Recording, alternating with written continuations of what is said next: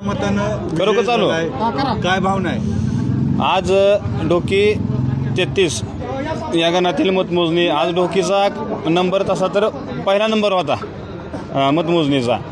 त्याप्रमाणे 10 वाजता आत आल्यानंतर आज आत्ता या क्षणी म्हणजे संध्याकाळी आता 8-8:30 वाजलेले असतील.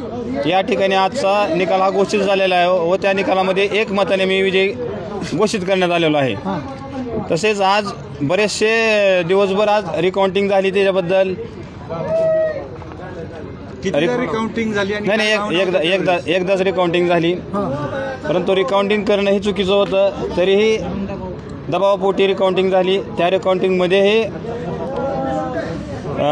यश आम्हालाच आलेलं आहे. सर्वप्रथम तर मी डोकीतील जनतेचे माझ्या मनापासून आभार मानतो. एक मताची काय किंमत तुम्हाला वाटली? एक मताची किंमत समजली आज. काय असते किंमत? शब्दात सांगता येत नाही असती किंमत.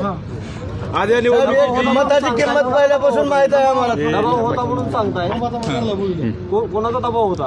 राजकीय दबाव असेल, आता काय असेल. पण हे दिवसभराच्या दरम्यान काय नाट्य घडलं नेमकं मध्ये? काय नाही, मतमोजणी झाली, 1 मताने घोषित केलं. फॉर्म नंबर 11 मला मिळाला. त्यानंतर परत पुढील उमेदवाराने रिकाउंटिंगचा अर्ज केला.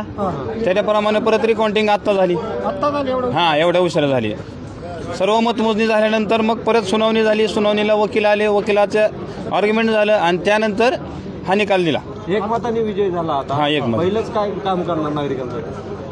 आजपर्यंत मी माझ्या सामाजिक कार्यामध्ये 2012 ते 2017 या कालावधीमध्ये हे उपसरपंच म्हणून काम केलेलं आहे आणि आमच्या घराण्याचा वारसा हा तसाच पुढे मी काम करण्याचा पुढे घेऊन जाईल.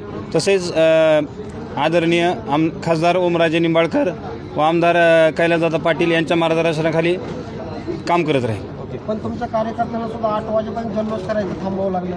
थांबलं ना, सगळ्याच थांबलं. ओके.